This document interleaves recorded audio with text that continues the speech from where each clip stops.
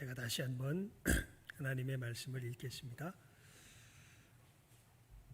아브라함 때에 첫 흉년이 들었더니 그 땅에 또 흉년이 들매 이삭이 그랄로 가서 블레셋 왕 아비멜렉에게 이르렀더니 여호와께서 이삭에게 나타나 가라사대 애굽으로 내려가지 말고 내가 내게 지시하는 땅에 거하라. 이 땅에 유하면 내가 너와 함께 있어 내게 복을 주고 내가 이 모든 땅을 너와 내 자손에게 주리라.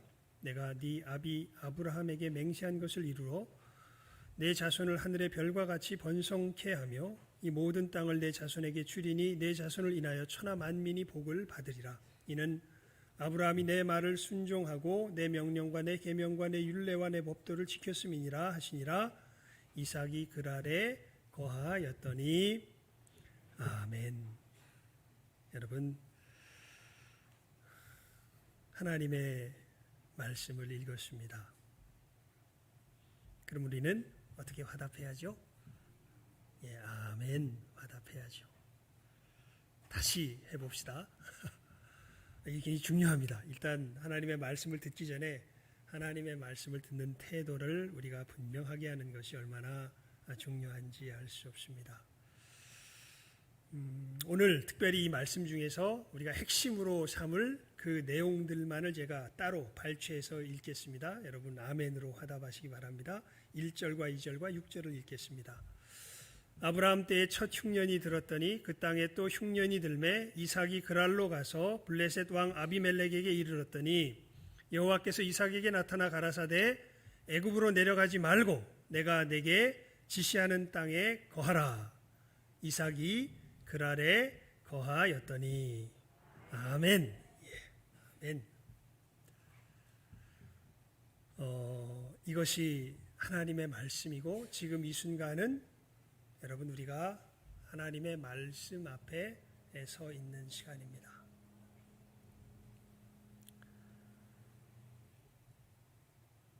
루터가 그런 얘기를 했죠. 그리스도인은 특별히 하나님께서 자기에게 맡겨주신 그 사명을 감당할 때는 그리스도인은 그리스도다 이렇게 이야기했습니다. 여러분 지금 제가 이 시간에 하나님의 말씀을 읽고 말씀을 대언하여 여러분들에게 증거합니다. 그때 지금 저에게서 증거되는 말씀이 누구의 말씀일까요? 여러분 고넬료가 베드로를 맞이하여서 이렇게 고백하는 것을 기억하실 줄 압니다. 우리가 다 하나님 앞에 있나이다. 하나님께서 당신에게 전하라고 하신 그 말씀을 우리들에게 전해 주십시오. 우리가 다 누구 앞에 있나이다? 하나님 앞에 있나이다. 예수님 그러셨죠. 두세 사람이 내 이름으로 있는 곳에는 나도 어떻게 해요? 그들 중에 있느니라. 여러분 그래서 우리가 특별히 이 하나님 앞에 예배드리며 이 하나님의 말씀 앞에 서는 이 시간에는 말씀을 듣는 이 시간에는 우리가 하나님의 말씀을 듣는 시간인 것을 분명하게 인식하고 이제 그런 의미에서 설교하기 전에 이 말씀을 풀어서 전하기 전에 먼저 이 말씀 자체를 우리가 봉독하죠. 봉독한다라는 것이 받들 봉, 읽을 독. 그래서 어떻게 읽는다는 거예요?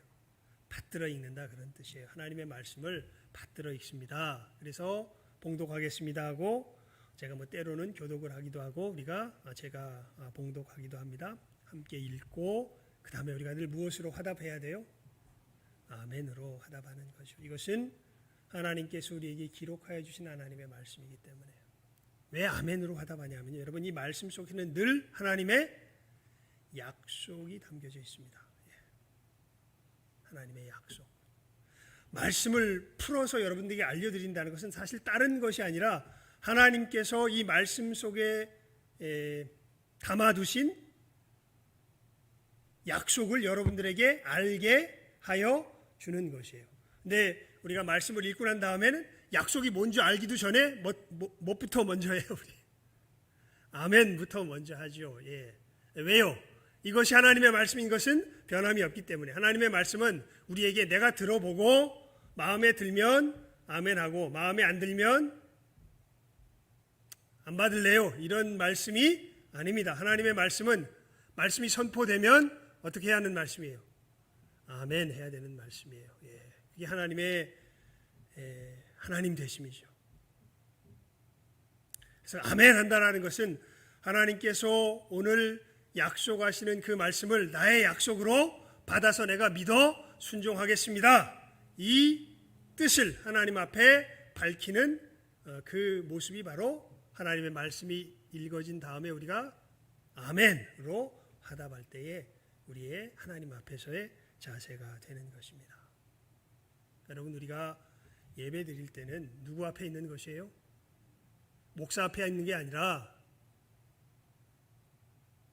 누구 내가 사람에게 보일 그 사람 앞에 있는 것이 아니라 누가 나를 보는 그 사람 앞에 있는 것이 아니라 우리가 다 누구 앞에 있는 것이에요?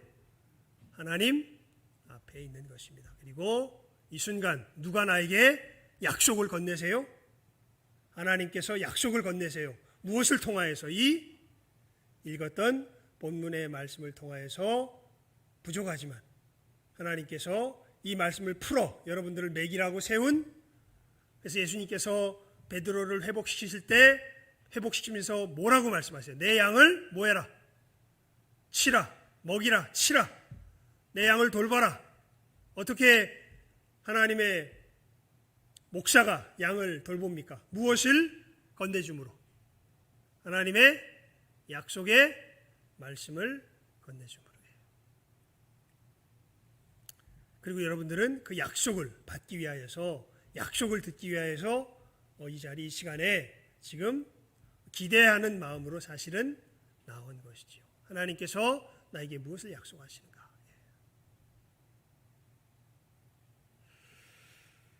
자, 여러분, 참 정말 놀랍게도 우리 올 하반기 동안에 우리가 누리는 하나님 앞에서의 이 삶, 예수님께서 우리에게 허락하여 주신 영생, 영원한 생명의 그 기본 틀이 되는 모습들을 우리가 사실은 다 살폈습니다. 여러분들이 아마 정리가 잘 안 되시는 분들도 있을 것인 줄 아는데 다른 건 아니죠. 네 가지 부분에서 관계가 회복되는 것이 바로 예수께서 우리들에게 주신 영원한 생명의 근본적인 모습이 되죠.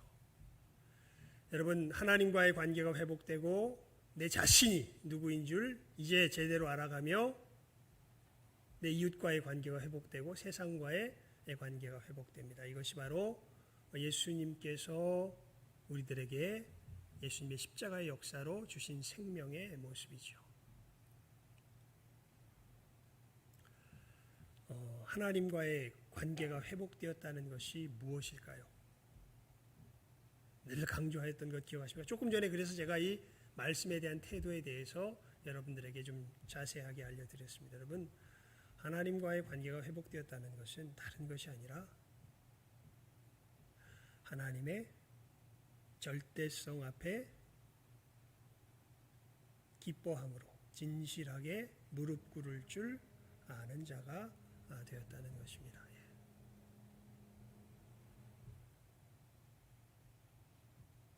자, 다시 여러분들 잘 기억하시기 바랍니다.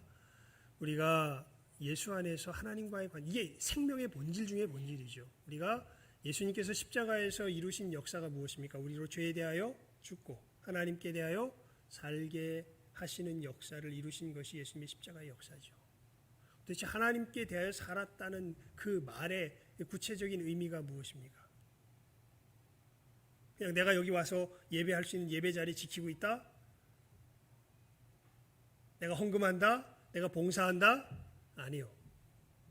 어떤 겉으로 드러나는 형태를 예수님의 십자가의 역사가 그것만에 국한되는 것이 아닙니다. 그것은 그냥 결과일 뿐입니다. 진짜 중요한 변화의 역사, 우리 영혼 속에, 우리 존재 속에 일어난 정말 근본적인 변화는 다른 것이 아니라 하나님의 절대성 앞에 무릎 꿇을 줄 아는 존재가 되었다는 겁니다. 우리가 타락한 것이 다른 것이 아니죠.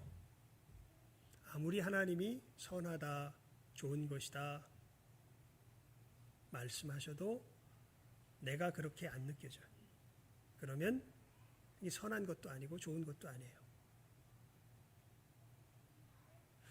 내 삶에서 정말 행복하고 좋은 것이 무엇인지를 내가 생각하는 대로 일어나지 않으면 그러면 늘 원망과 불평을 해요. 근데 재밌는 건 그 생각이 늘 바뀌어요. 지 생각대로 돼야 좋다 그러는데 가만히 보면 그 생각이 늘 바뀌어요.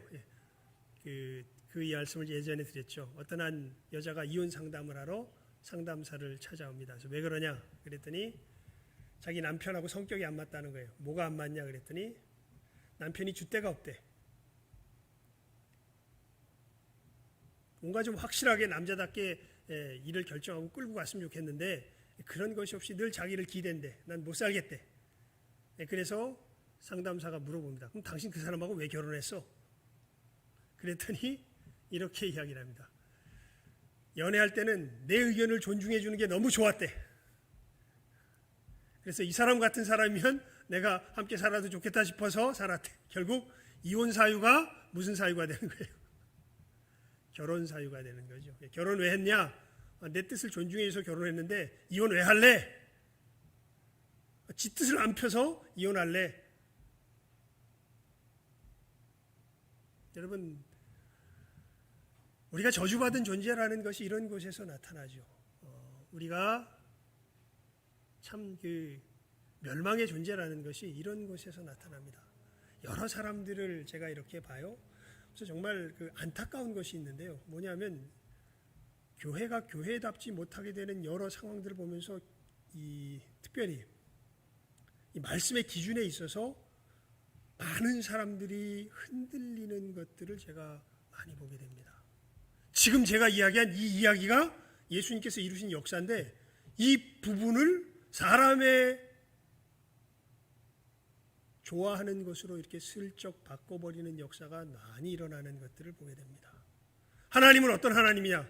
내가 좋아하는 것 해주는 하나님이 하나님이다. 여러분 절대 아닙니다. 하나님은 하나님께서 좋아하시는 것을 해주시는 분이 하나님이시오. 우리가 예수 안에서 구원받았다는 것은 하나님께서 좋아하시는 것을 내가 보기에는 이게 좋아 보이지 않는데도 예수 안에서 변화된 거예요. 그게 정말 어떤 것이라고? 좋은 것이에요, 나쁜 것이에요? 좋은 것이라고 해요. 천국은 이 하나님의 절대성 앞에 무릎 꿇은 사람들만이 들어가 살 수 있는 곳입니다. 지옥은 하나님이고 뭐고 일단 누가 좋아야 돼요? 내가 좋아야 돼요. 내가. 하나님도 누구 마음에 들어야 돼요? 내 마음에 들어야 돼요. 누가 절대화된 곳이 지옥이에요? 자기가 절대화된 곳이 지옥입니다. 하나님이 절대자로서 진정한 절대자로서 계신 곳이 거기가 어디예요? 거기가 천국이에요. 여러분 천국에 있습니까? 지옥에 있습니까? 여러분의 삶을 그래서 천국에 있는 사람들의 그 기본적인 특성이 그거예요. 범사에 뭐 할 줄 아는 거예요? 감사할 줄 아는 거예요. 천국에 있는 사람들은 범사에 감사할 줄 알아요. 왜냐하면 이 눈에 보기에는 이러하여도 하나님이 말씀하셔서 그래요. 하나님을 사랑하는 자 곧 그 뜻대로 부르심을 입은 자들에게는 모든 것이 합력하여 어떻게 돼요? 선을 이룬다라는 것을 믿어요. 그래서 우리가 이 말씀을 들을 때 말씀의 약속이 뭘 의미하는지 몰라도 일단 하나님의 말씀이면 무조건 뭐해요? 아멘 하는 것과 같은 그 역사가 우리의 삶의 현장에서 그대로 일어납니다. 이것이 하나님의 절대성이 회복된 자의 아주 두드러진 특징이에요. 그러면서 우리들 속에서 치열한 싸움이 일어나죠. 이렇게 하나님의 절대성 앞에 진실하게 무릎 꿇는 참된 나와 아직도 내 삶의 습관에서 내 것을 주장하고 하나님께서 말씀하셔도 내가 좋아하는 것으로 고집부리면서 내 우상을 세우려고 하는 이 옛 습관의 나, 이 두 나가 치열하게 뭐하고 있어요? 싸우고 있어요. 그게 우리들의 현재의 모습이죠. 그러면서 예수의 십자가의 은혜 가운데 옛사람을 우리가 어떻게 하게 되고 벗어버리게 되고 새 사람을 입어가는 그 삶을 살아가는 것이 나와의 본질적인 관계가 됩니다. 여러분, 이 삶을 절대로 우리는 혼자서 못 살아가요. 이 삶을 반드시 하나님께서 이 삶을 함께 나누도록 하신 공동체 속에서 엮여서 살아갑니다. 그리고 이 삶을 그들과 함께 나누며 살아가게 돼 있어요. 그래서 우리 연초에 그 부분을 제가 자주 강조했죠. 여러분, 나 혼자 인터넷으로 예배 드리고 어디다 헌금하고 나 혼자 신앙생활 잘하면 돼. 가나안 성도들, 소위 말하는 가나안 성도들이 무슨 성도라고 했습니까? 거꾸로 하면 된다. 가나안 성도들이 무슨 성도라고요? 안 나가 성도. 가나안 거꾸로 하면 어떻게 돼요? 안 나가. 어디는 안 나가? 교회는 안 나가. 그리고 자기는 뭐래? 성도래. 이거 가짜입니다. 교회 안 나고 성도일 수가 없어요. 왜냐하면 이것은 서로의 인격의 부딪힘 속에서 배워갈 수 있는 삶인데, 자기는 예수 믿는다 그러는데 뭘 싫어해? 이 인격적인 부딪힘을 싫어해. 그건 거짓말이죠. 주님께서 이렇게 서로 부딪히면서 배워가라고 하셨는데, 그렇게 연락하고, 성경을 읽어볼까요? 우리 에베소서 4장을 펴보십시오. 에베소서 4장, 에베소서 4장입니다. 에베소서 4장.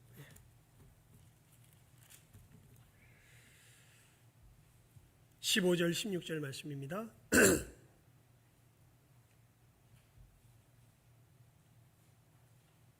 15절 16절 말씀 우리 시작하면 읽습니다.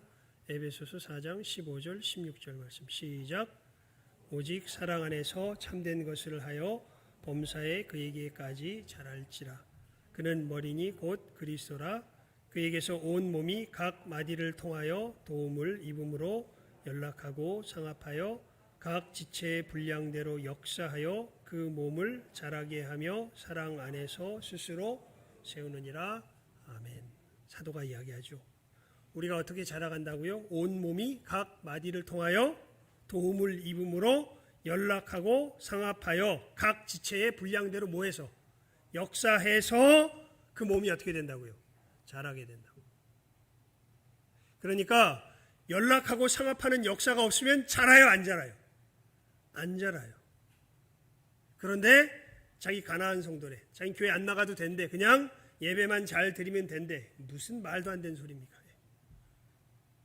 하나님께서 이렇게 말씀에 분명하게 기록하여 두셨는데, 너희들이 서로 그 인격적인 부딪힘이 없이는 자라갈 수가 없다고 분명하게 말씀하여 주셨는데, 그러니까 이 부분이 이제 이 시대가 점점 폐역해가고 정말 교회 내에서도 이런 것들이 이제 교회 속에서 만연해 가기 시작하면서 진정한 교회의 모습과 거짓된 교회의 모습이 막 뒤섞여서 엉켜서 우리들을 혼란케 하죠.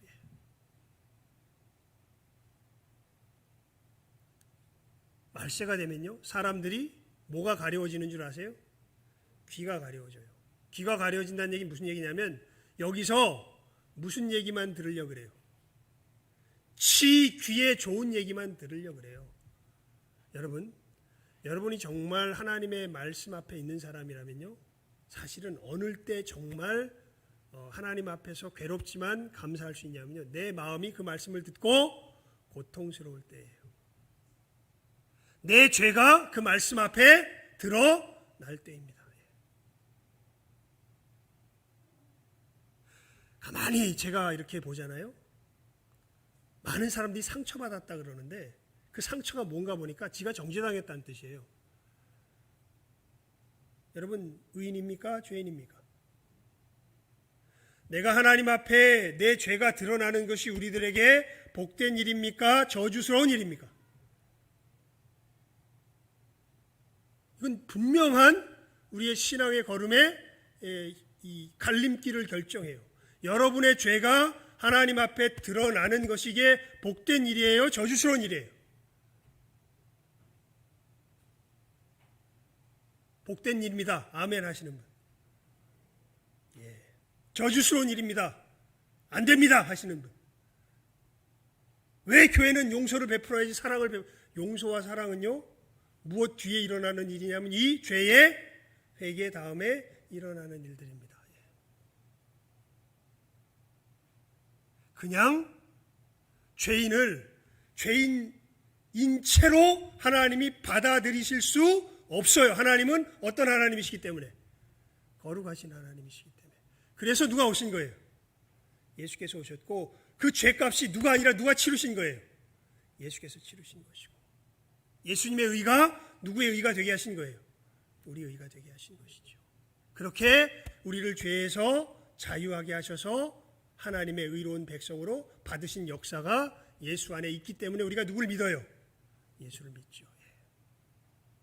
그리고 예수를 믿는 자는 자기의 분투와 노력과 애씀이 아니라 예수께서 이루신 그 역사로 말미암아 마치 다윗이 이방의 압제에서 이스라엘 백성들을 건져냈듯이 모세가 애굽의 압제에서 이스라엘 백성들을 건져냈듯이 예수께서 이 죄의 압제에서 우리를 어떻게 하세요? 건져내시죠. 이 하나님의 절대성 앞에 우리로 무릎 꿇게 하시죠. 내 죄가 드러나는 것으로 인하여서 그래서 하나님의 사람들은 아프지만 그것을 뭐 할 줄 알아요? 감사할 줄 알아요. 하나님 맞습니다. 제가 죄인입니다. 하나님 맞습니다. 제가 잘못하였습니다. 여러분, 죄가 드러나는 일은 복된 일이에요? 저주스러운 일이에요? 복된 일이에요. 그 속에서 우리는 예수 그리스도의 은혜를 다시금 맛보아 알게 돼요. 우리가 이웃들과의 관계 속에서 뭘 알게 될까요, 여러분? 내가 얼마나 큰 죄인인지를 알게 돼요. 예수를 믿는다면서 자꾸 지주장만 해요. 여러분, 이 사람은 예수 안에서 정말 예수 안에 있다면 여러분 남 전혀 생각 안 하고 자기 주장만 하는 사람은 우리가 살아보면서 어떤 사람이 딱 그래요? 우리 인생의 때 딱 누가 그래? 누가 그럴까요? 갓난 아기들. 애들은 뭐밖에 할 줄 몰라요? 지주장밖에 할 줄 몰라요. 근데 정말 교회가 슬픈 현실이 되는 건요. 교회 다 나이가 많아. 근데 가만히 앉아서 들어보니까 누구 주장밖에 못해? 자기 주장밖에 못해. 그럼 이 사람은 나이는 많은데 교회 연수는 오래됐는데 아까도 말씀드렸죠. 자기 주장밖에 할 줄 모르는 사람은 어떤 사람이라고요? 갓난 아이라고요. 갓난 아이 수준밖에 안 되는 거죠. 이것을 내 죄가 고발되고 내 죄가 발견되고 예수의 은혜를 힘입어서 이 죄를 극복하는 일들이 어디에서 우리가 제대로 배워간다고요? 어디에서? 교회, 공동체 내에서. 여러분, 신앙생활하는 게 이렇게 예배 드리는 것이 전부라고 생각하는 사람은 정말 예수님 믿는 것이 무엇인지를 전혀 알지 못하는 사람입니다. 아까도 우리가 읽었던 것처럼 신앙생활하는 것은 누구를 닮아가는 생활을 하는 거예요. 누구를 닮아가는 생활을 하는 거예요. 예수를 닮아가는 생활을 하는 거예요. 예수를 닮아가려면 우리는 이 삶이 훈련이 돼야 돼요. 어디서 훈련이 돼요? 이 공동체 내에서 훈련이 돼요. 여길 떠나서는 자라날 수가 있어요, 없어요? 자라날 수가 없어요. 그래서 예수의 공동체에 세 가지 중요한, 두 가지, 크게 말하면 두 가지, 좀 더 세분해서 말하면 세 가지 중요한 특징이 있다고 우리가 이야기를 했죠. 다른 것이 아니라 예수의 공동체 안에 있는 큰 사람들, 힘 있는 사람들은 섬기는 자일까요? 섬김을 받는 자일까요? 섬기는 자예요. 그래서 예수의 공동체에 있는 진정한 큰 사람들은요, 직분에 있는 게 아니라 그 사람의 태도에 있어요. 뭐 할 줄 아는 사람이면, 섬길 줄 아는 사람, 이 사람은 큰 사람이에요, 작은 사람이에요? 큰 사람이에요. 근데 작은 사람일수록 자꾸 자기를 뭐하라 그래? 섬기라 그래. 그래도 또 큰 사람들은 섬겨줘요. 왜냐면 잘 서야 되니까.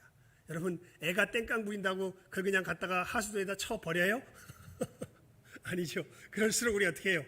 이게 잘 비유도 맞춰주고 달래주고 하면서 그러면 안 된다고 가르쳐서 키워내는 것이 바로 어른의 도리지요. 다른 하나는 용서할 줄 아는 것입니다. 이게 예수님의 공동체의 놀라운 특징이죠. 이걸 통하여서 우리가 우리의 죄를 깨달아 알게 되고, 그리고 그런 점에서는 거기에 두 가지 특징 중에 넣지는 않았지만 사실은 그리스도인이 되는, 이건 근본적인 특징이죠. 아까도 말씀드렸던 것처럼 자기 죄를 뭐 할 줄 아는 사람이 그리스도인이에요? 회개할 줄 아는 사람들.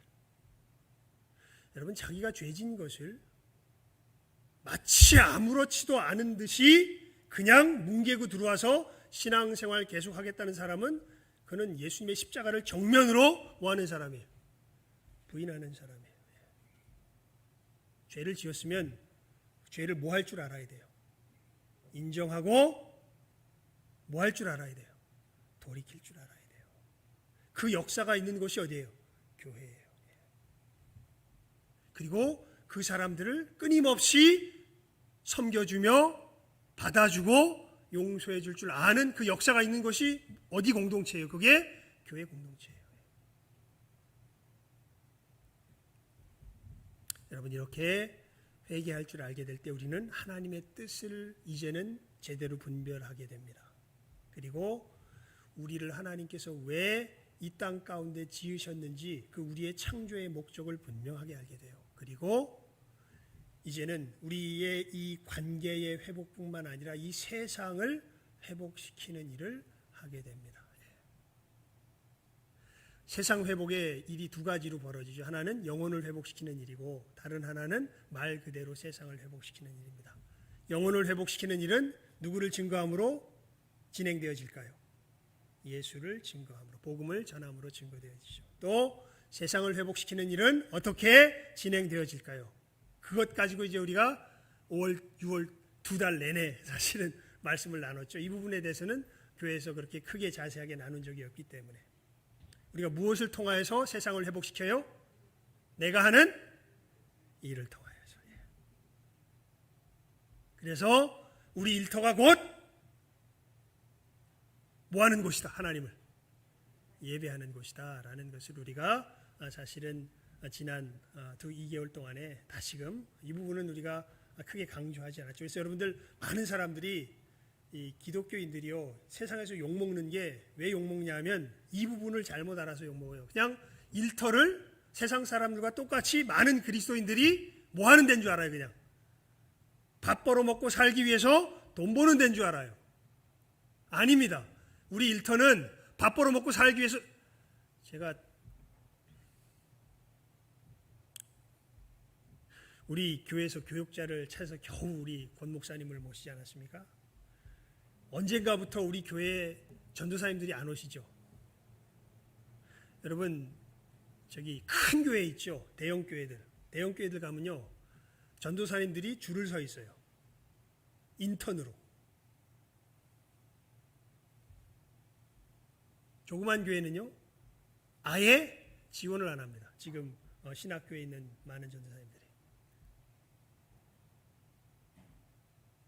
왜 그런가 보니까 이 정말 제가 큰 위기로 생각을 하고 있는 부분이에요.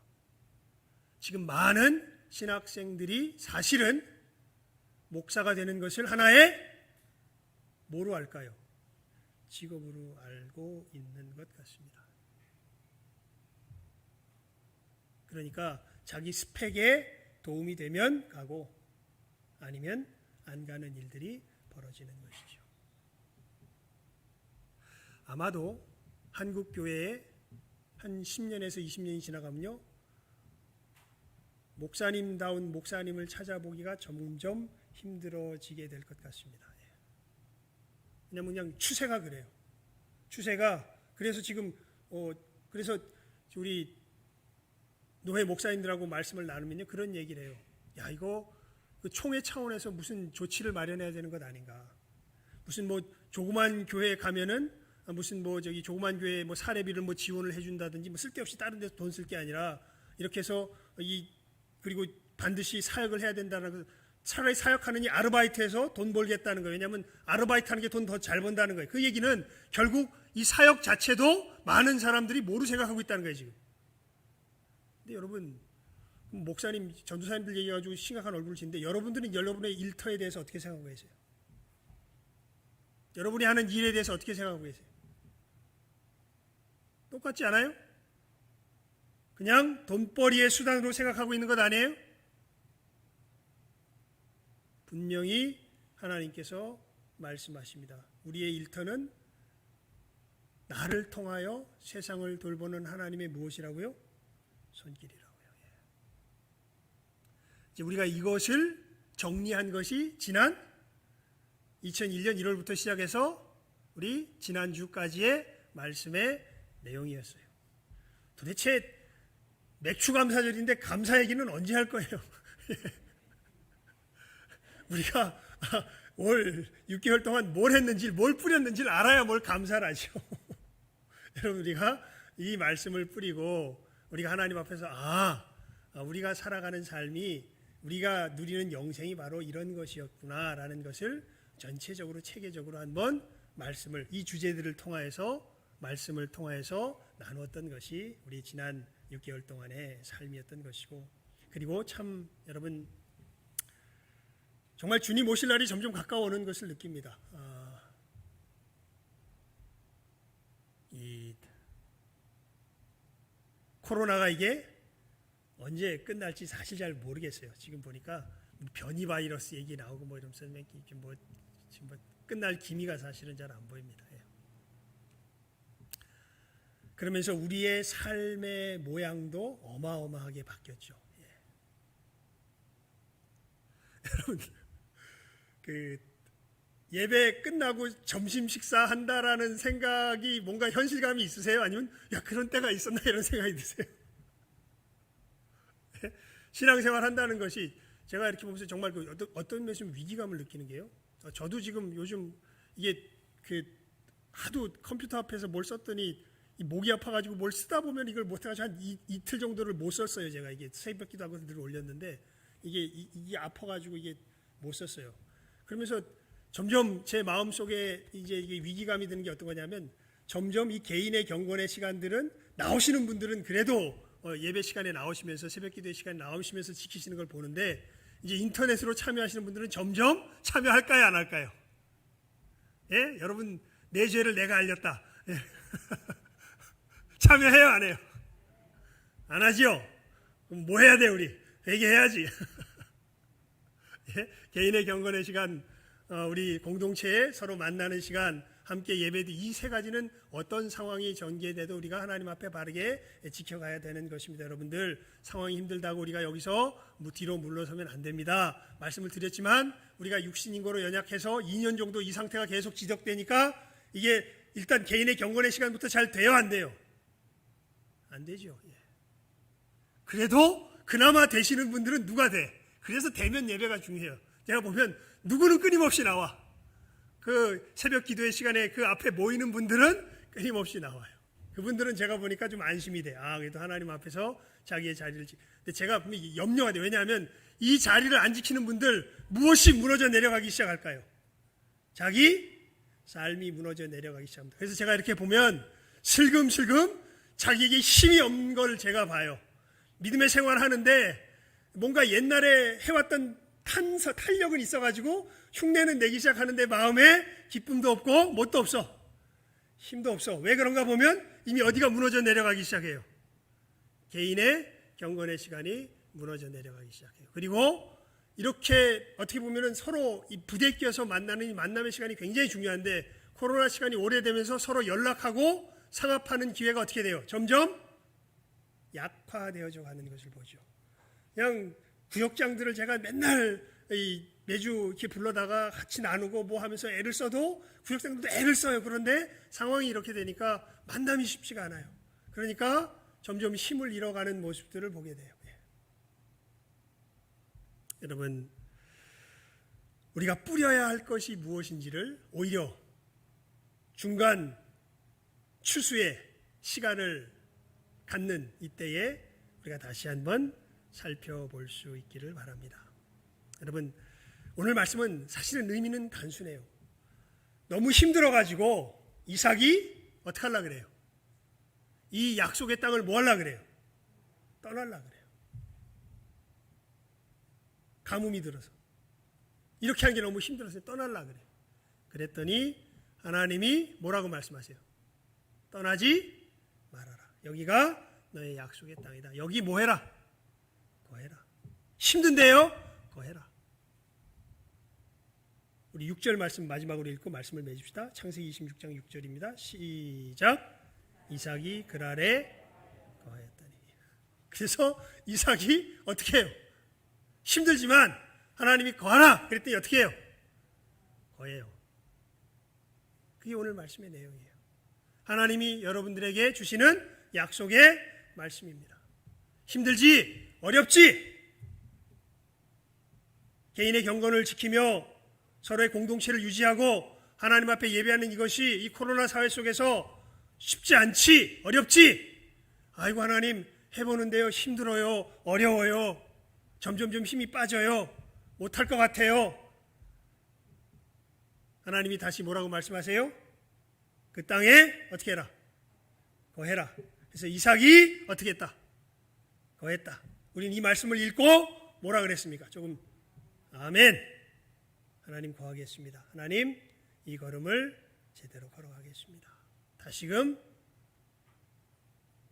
내 자세를 가다듬고 어렵고 힘든 가운데서도 저의 달려갈 길을 하나님의 이 약속 가운데 이 약속을 붙들고 걸어가겠습니다.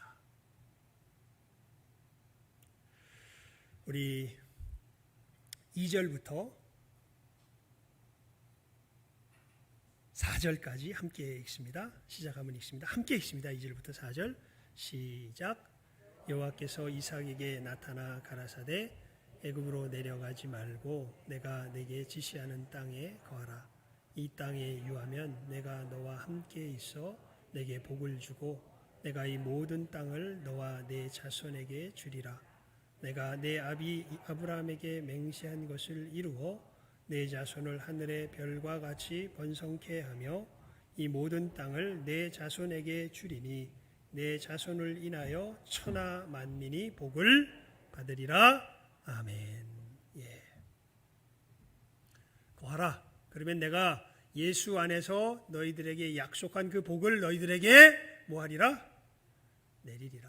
거하라. 그래서 이삭이 어떻게 했다? 거했다. 우리는 이 말씀을 읽고 어떻게 했다? 아멘. 우리도 거해야 되겠다. 다시금 하나님 앞에서 우리의 자세를 가다듬고 여러분 어렵고 힘든 가운데 있지만 하나님 앞에 우리가 지켜야 할 이 분명한 걸음들을 하나하나 걸어내며 지키며 나아갈 줄 아는 여러분 그래서 요 7개월 지난 다음에 거둔 것을 한번 보세요. 좀 우리 교회는 좀 신기한 것 같아요. 그 점에서 보면 이렇게 여러 교회들 이렇게 코로나 사태로 이렇게 보면요, 다들 예산이 많이 줄었대. 근데 우리 교회를 예산을 이렇게 보니까 우리 공동회 해봤잖아요. 예. 별로 안 줄었어요 우리는. 예. 그러니까 코로나가 오건 안 오건 꾸준해. 그래서 참 너무 감사해요. 사람들이 자기의 하나님 앞에서의 그 기본적인 자리를 잘 지켜요. 그 얘기는 그렇게 꾸준하게 드릴 수 있었다는 것은 하나님께서 그 상황 속에서도 꾸준하게 어떻게 해주셨다는 거예요. 그분들을 부어 주셨다는 거죠. 왜요? 우리가 하나님의 그 약속의 땅에 뭐 했기 때문에? 그거 했기 때문에. 그러니까 변화가 없는 거죠. 하나님 앞에 약속을 지키니까. 근데 이 위기감이 느껴지는 거예요. 이게 오래되면서 점점점 약해지고 하나님 앞에 자기의 자리가 힘이 약해지고 여러분 그래서 오늘 이 말씀을 주셨구나. 이 맥주 감사절 날 다시금 정신 차리라고. 어느 틈엔가 여러분 이렇게 우리가 육신을 입었기 때문에 뭐가 오래되면 풀어져. 성경 말씀에 보면 지혜로운 다섯 처녀도 기름 준비한 다섯 처녀도 신랑이 늦게 오니까 뭐 하기 시작해요? 졸아. 우리도 졸 수 있어요. 그래서 깨우라고 하나님께서 다시 한번 요 2021년 나머지 하반기를 깨어서 전진하라고 이 말씀을 주시는구나. 여러분 하나님께서 약속하신 이 지금에 우리가 거해야 할 이 땅에 분명하게 믿음으로 거하며 다시금 우리의 발에 힘을 더해서 우리가 걸어가야 할 길을 힘차게 걸어갈 수 있기를 주님의 이름으로 축원을 드립니다. 기도하겠습니다. 하나님 아버지 감사합니다. 우리 귀한 심령들 하나님께서 우리 주 예수 그리스도 안에서 주신 생명이 무엇인지를 저희들 지난 6개월 동안 다시 한번 저희들 살폈습니다. 정말 제자를 삼는 것은 다른 것이 아니라 이 생명을 나도 누리고 내 이웃들과 또 하나님께서 우리에게 붙여주시는 그 귀한 영혼들과 함께 누리며 살아가는 것이 다른 것 아니라 제자 삼는 것인데, 이 삶이 무엇인지를 저희들 비록 코로나 상황, 여러 어려운 상황 속에서도 하나님 앞에서 말씀을 들으며 이것을, 이 토대를 든든하게 다지는 복된 시간, 또 지난 6개월 동안 주신 것 감사를 드립니다. 하나님, 저희들 이 삶이 우리들 가운데 진행되는 것을 알게 하시고, 무엇보다 이 삶이 지금 상황 속에서는 우리가 스스로 개인의 경건의 시간을 지키며, 또한 어렵지만 서로 교통하며 교제하며 우리의 인격적인 삶을 나누며, 또 여러 가지 제약이 있지만 저희들 하나님 앞에 나와 예배하는 이 시간들을 지키는 가운데 하나님 이 은혜가 우리들 가운데 풍성해지는 것을 다시 한번 기억하게 하여 주시고, 저희들의 흩어졌던 마음, 또 풀어졌던 다리, 힘을 잃었던 참으로 손과 모든 것들 다시금 이 시간 이 말씀으로 힘을 얻게 하여 주시고, 이 분명한 은혜의 자리에 확실하게 거하는 결심이 있는 귀하니 결단이 있는 복된 이 시간 되게 하여 주시며, 남은 2021년 한 해도 하나님의 은혜 가운데 이 믿음의 복된 씨앗들을 우리들의 삶 가운데 참으로 풍성하고 부지런히 뿌리며 나아갈 줄 아는 우리 모든 귀한 신성의 복된 영혼들 다 되게 하여 주시기를, 우리 앞으로 걸어가는 걸음 되게 하여 주시기를 간절히 바라옵고 소원하오며 모든 것 예수님의 이름으로 기도드리옵나이다. 아멘.